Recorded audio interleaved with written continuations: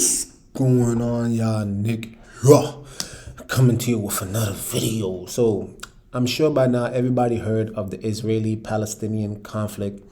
So I'm gonna play two videos real quick, and then I'm gonna share my thoughts on the whole situation, especially concerning what stance we as a people should be taking concerning this war. Check these videos out.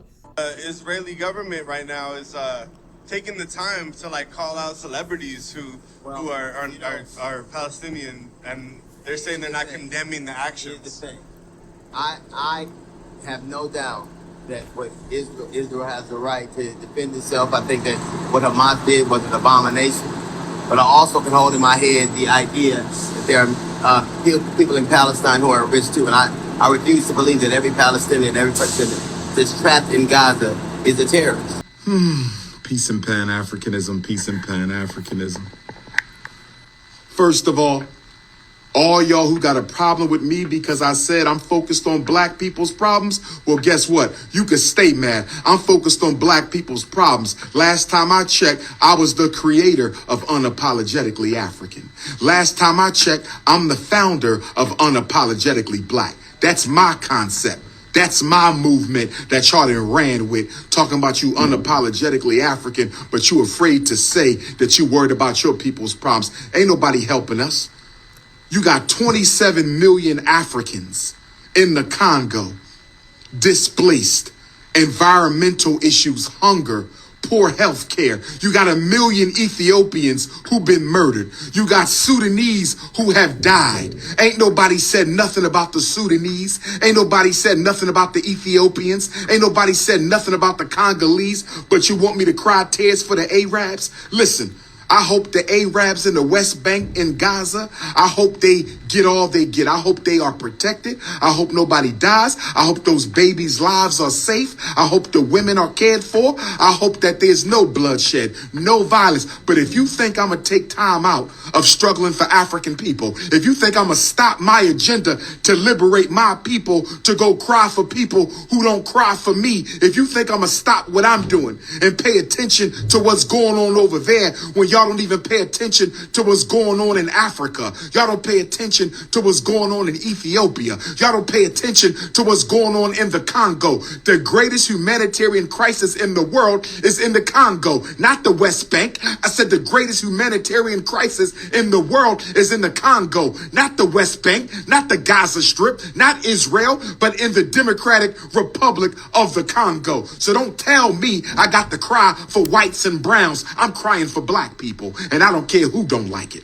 I don't care who don't like it. You got police killing black people in America every day.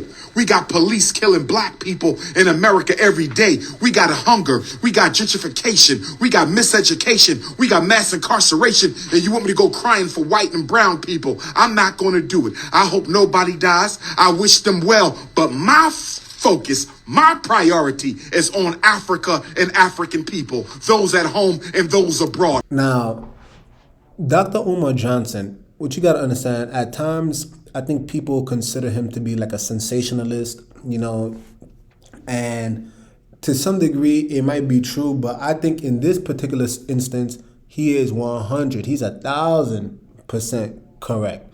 And I'm going to tell you why, right? Here we have all these people, all these news casters talking about the Israeli-Palestinian conflict. And just like Umar said, who's worrying about our people? Now, I would like to actually say this though, right? Because unlike Dr. Umar, when he says his focus is on African Americans or African people as a whole, colored black people, my sole focus is solely on Israel. But hear me out. I'm not talking about those converts, the Khazars. I'm not talking about those people who were placed in the land or the state of Israel, but they're not the actual bloodline descendants of Abraham, Isaac, and Jacob. I'm going to say that again. They are not the bloodline descendants of Abraham, Isaac, and Jacob. You see, this is the thing, right? When I come out here and I always make these videos and I talk about, who we are as a people, and I keep talking about Israel, I keep talking about Israel over and over and over. That's our people, right? We are literally, we as in, those who were put in America through the transatlantic slave trade. And there's many of us who've been scattered abroad, but, in particular, those of us who've been put into slavery, right? We are literally the bloodline descendants of Abraham, Isaac, and Jacob. You see, you could just read your Bible and it is absolutely clear. They talk about all the time how Jesus, he had woolly hair. There's only one group of people with woolly hair. His feet was, like burnt brass.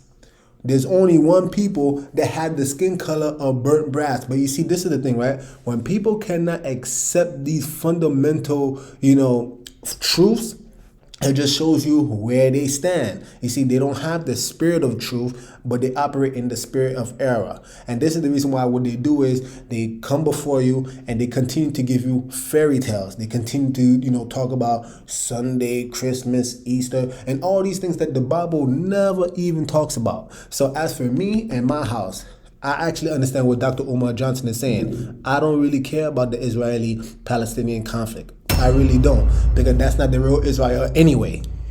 I'm going to say it again. That is not the real Israel anyway. You see, those who have been awakened to the truth, you will know who the real Israel is. And you would know that even Jesus himself, if you just read your Bible, it said that Israel will be trodden down by the Gentiles. By the Gentiles. Now, think about that. Who are the people that's in Israel today?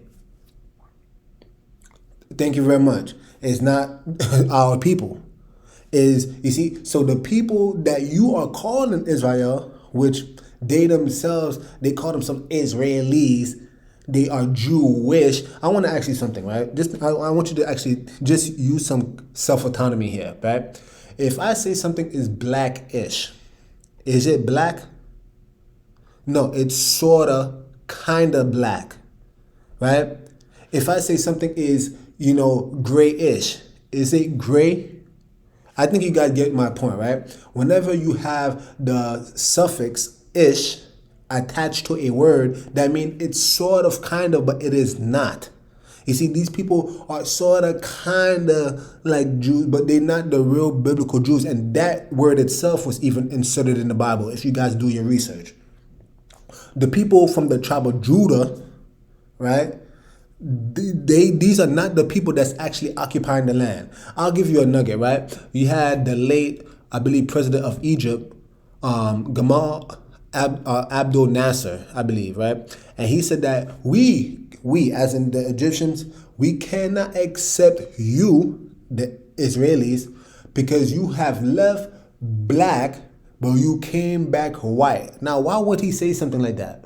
And why is this not even talked about? You see, people in the land all over in the middle, what they have reclassified as the Middle East, everybody knows very well, very well, that, the real biblical Jews, if you want to use that term, were black people. Israel, they were black people. So how in the world did they leave black but come back white? Now, explain that to me. I'm waiting. Explain that to me.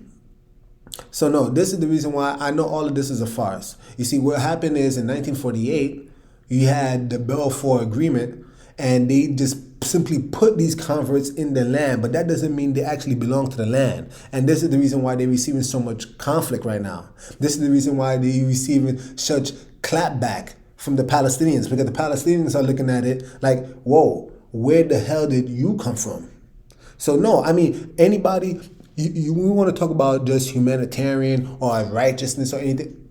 Which one of you, if you have a home, would allow somebody to just come into your house and displace you? Can somebody answer that question? Which one of you would allow that to happen? I mean, isn't it just human nature that if you are being displaced from your home, that you have no choice but to try to fight back? I mean, you're not going to just allow all the investment that you made into your home to be done for naught and then have people now misplace you. I mean, does that even make sense? This is the question I'm literally asking you guys here. Does it make sense? As for me and my house, it doesn't make sense. So now I understand 100% why the Palestinians, and by extension you could say Hamas, even though again there's many people innocent people on both sides. On both sides, there are many innocent people that are being slain. I'm not rooting for that, and I'm not happy for that. But at the same time, there are many of our people till this day that are continually being murdered in the streets, being incarcerated wrongfully. Police are brutalizing them, and complete silence, complete media silence.